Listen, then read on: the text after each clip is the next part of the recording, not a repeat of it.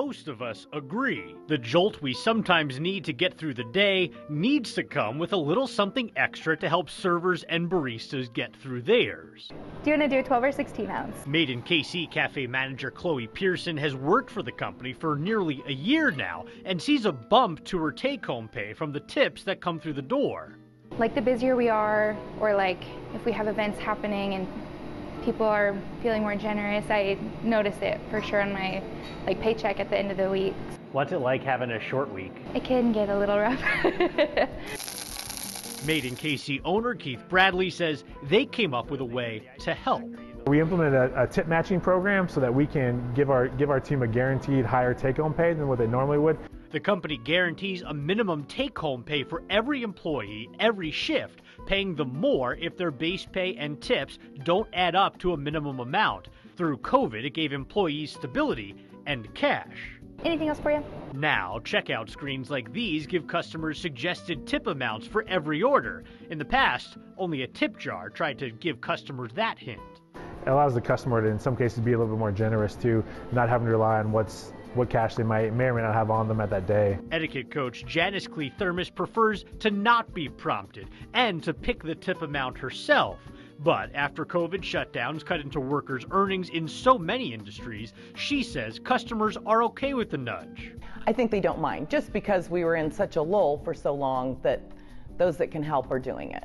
She says tips can be an incentive for good service and a chance to say thank you. But all customers should know there are some workers who simply appreciate the tip and those who rely on it as part of their wages. Either way. If you're a regular and you want that good service, then that's what tipping is all about, to show your appreciation and your gratitude for the good service that they're giving. Regular tipping has always been a big part of going to a restaurant or bar where customers can find Brittany Galehart at Manny's Mexican Restaurant.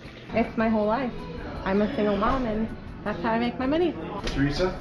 Manny's GM David Lopez says his restaurant takes customers' decision to walk through their door seriously. If you can't stay on top as a restaurant in this service category, you're going to lose, and you're going to lose big.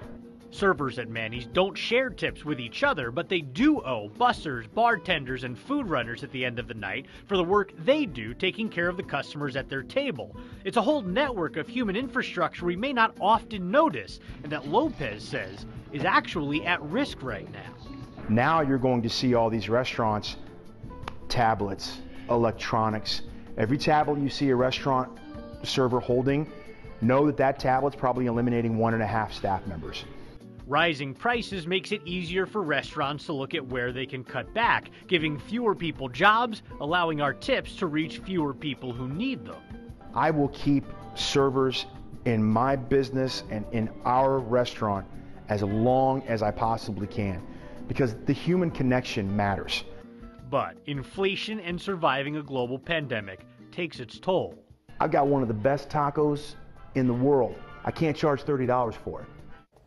Now, that inflation and rising prices have made everything more expensive right now. That also means that it's 15 to 20% tips are going up as well. And experts say some customers push back on the traditional tip expectations because of it. Well, Clee-Thermos says that if you're not comfortable tipping that higher amount, the proper thing to do is to consider takeout or just stay home. I'm a 20%er.